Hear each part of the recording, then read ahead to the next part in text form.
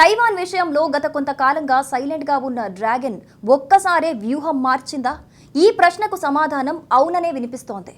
Taipei విషయంలో గత కొంతకాలంగా సైలెంట్గా ఉన్న బీజింగ్ ఊహకందని రీతిలో 90 యుద్ధ నౌకలను ద్వీపదేశం వైపు తిప్పింది. ఈ పరిణామాన్ని కొందరు ఎప్పట్లాగే బెదిరింపు చర్యలుగా చూస్తుంటే, మరికొందరు మాత్రం డ్రాగన్ పక్కా ప్లాన్ ప్రకారమే ఈ చర్యలకు పూనుకుందని విశ్లేషిస్తున్నారు. దీనికి కారణం గత కొంతకాలంగా చైనీస్ త్రివిధ దళాల్లో వచ్చిన మార్పులే. ఇంతకు చైనా యుద్ధ నౌకలు, ఫైటర్ జెట్లు తైవాన్ వైపు ఎందుకెళ్లాయి? డ్రాగన్ ఆర్మీలో ఎలాంటి మార్పులు చోటు చేసుకున్నాయి? తైవాన్ ఆక్రమణకు జింగ్పింగ్ సర్కార్ సిద్ధమైందన్న వాదనల్లో నిజమెంత? తైవాన్ వైపు దూసుకెళ్తున్న డ్రాగన్ ఆర్మీ, 90 యుద్ధ నౌకలను మోహరించిన బీజింగ్, ద్వీపదేశంపై జింగ్పింగ్ వ్యూహం మారిందా? తైవాన్ ద్వీపం చుట్టుపక్కల సముద్ర జలాల్లో డ్రాగన్ దూకుడు పెరిగింది.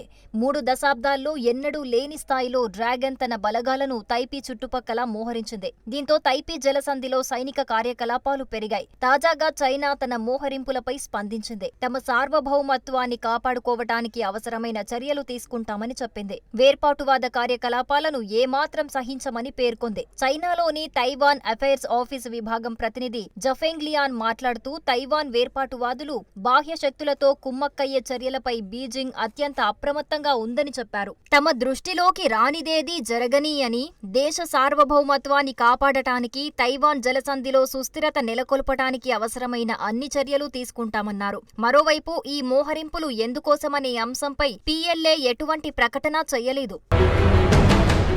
ఇటీవల తైవాన్ అధ్యక్షుడు లాయ్ చింగ్ తే అమెరికాకు చెందిన హవాయ్, గువాంలో పర్యటించారు. ఈ చర్యలు బీజింగ్కు తీవ్ర ఆగ్రహం కలిగించాయి. ఈ నేపథ్యంలో తైవాన్ చుట్టుపక్కల భారీగా సైనిక మోహరింపులు మొదలుపెట్టింది. సుమారు 60 యుద్ధ నౌకలు, 30 కోస్ట్ గార్డ్ నౌకలను జపాన్ దక్షిణ దీవుల దగ్గర నుండి దక్షిణ చైనా సముద్రం వరకు మోహరించింది. ఈ పరిణామాలపై తైవాన్ స్పందించింది. అమెరికాలో కొత్త ప్రభుత్వానికి ఒక రాజకీయ సందేశం పంపడం కోసమే బీజింగ్ ఇలా చేస్తోందని అభిప్రాయపడింది. దాదాపు 70 రోజుల పాటు చైనా సైన్యం ప్లానింగ్ చేసి ఆ మేరకు తాజాగా మోహరింపులు చేపట్టిందని తైపీ మిలిటరీ అంచనా వేసింది. ఇప్పటికే తైవాన్ తమ దేశంపై బీజింగ్ సార్వభౌమ హక్కులను కొట్టిపారేసింది.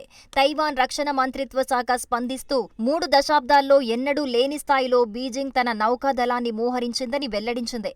గతంలో చైనా చేసిన యుద్ధ విన్యాసాల కంటే ఇది తీవ్రమైన ముప్పుగా మారిందని పేర్కొంది. మరోవైపు తైవాన్ ఉద్రిక్తతల నేపథ్యంలో America defence secretary Lloyd Austin టోక్యోలోని Japan ground self defence force base camp అసకాను సందర్శించారు. ఈ పరిణామాలు తైవాన్ ఆక్రమణ విషయంలో చైనా దూకుడు పెంచిందని చెప్పకనే చెబుతున్నాయి.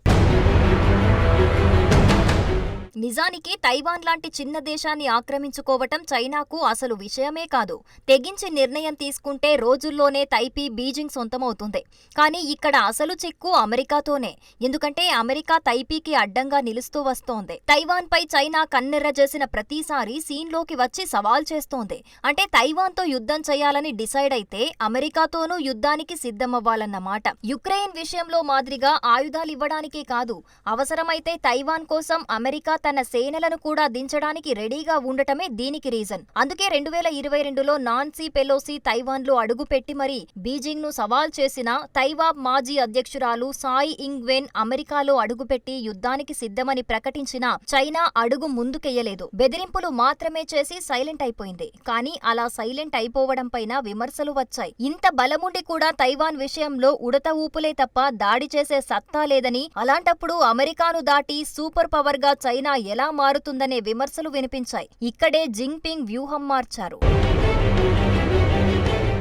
మూడోసారి చైనా అధ్యక్ష బాధ్యతలు చేపట్టిన తర్వాత జింగ్పింగ్ ఏ విషయంపై ఫోకస్ చేశారో ప్రత్యేకించి చెప్పాల్సిన పనిలేదు. మొదట సైన్యాన్ని కలిసి యుద్ధానికి సిద్ధం కావాలని ఆదేశించారు. ఆ తర్వాత త్రివిధ దళాల బలోపేతం దిశగా దృష్టి సారించారు. ఇదే సమయంలో రహస్య మిలిటరీ, నౌకా స్థావరాలను నిర్మిస్తూ వచ్చారు. వీటన్నింటి లక్ష్యం కేవలం తైవాన్ను ఆక్రమించుకోవటం అనుకుంటే పొరపాటే. అగ్రరాజ్యం అమెరికాను ఢీ కొట్టడమే చైనా అధ్యక్షుడి అసలు టార్గెట్. తైవాన్ అమెరికా లక్ష్యంగా ఓ సీక్రెట్ నావల్ బేస్ సైతం డ్రాగన్ నిర్మించింది. తైవాన్ పై అమెరికాతో యుద్ధం ముప్పు పొంచి ఉన్న నేపథ్యంలో హైనాన్ ప్రావిన్స్ లో చైనా తన రహస్య నావికా స్థావరాన్ని విస్తరించింది. తద్వారా భారీ యుద్ధ నౌకలను అక్కడ ఉంచవచ్చు. 3 బేస్లు, బెర్తులను శరవేగంగా విస్తరిస్తున్నట్లు 2023లో శాటిలైట్ ఫోటోల ద్వారా తెలిసిందే. చైనా నావికా దళం ప్రపంచంలోనే అతిపెద్దది. పైగా శత్రువుపై దాడి చేసేందుకు సూపర్ డిస్ట్రాయర్లను తయారు చేస్తోంది. ఇదే సమయంలో చైనా అధ్యక్షుడు జింగ్పింగ్ తన తూర్పు థియేటర్ కమాండ్ ను యుద్ధానికి సిద్ధం చేయాలని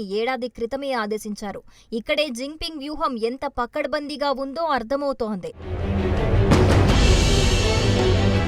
తైవాన్ చెబుతున్నట్టుగా ప్రస్తుతం మోహరింపులు అమెరికాలో ఏర్పడే ట్రంప్ సర్కార్కు వార్నింగ్ ఇవ్వటానికి మాత్రమే అనుకుంటే పొరపాటే కావచ్చు. ఎందుకంటే డొనాల్డ్ ట్రంప్ తాను అధికారంలోకి వస్తే తైవాన్కు మద్దతిస్తానని స్పష్టమైన హామీ ఏదీ ఇవ్వలేదు. పైగా ప్రస్తుత యుక్రెయిన్, పశ్చిమాసియా యుద్ధాల విషయంలోనూ క్రిస్టల్ క్లియర్ కామెంట్స్ చేశారు. ఆ యుద్ధాలు ముగిసిపోవాలంటున్నారే తప్ప యుద్ధాల కొనసాగింపునకు సహాయం చేస్తానని చెప్పటం లేదు. కాబట్టి తైవాన్కు కూడా ట్రంప్ మద్దతుంటుందో లేదో చెప్పలేని పరిస్థితి.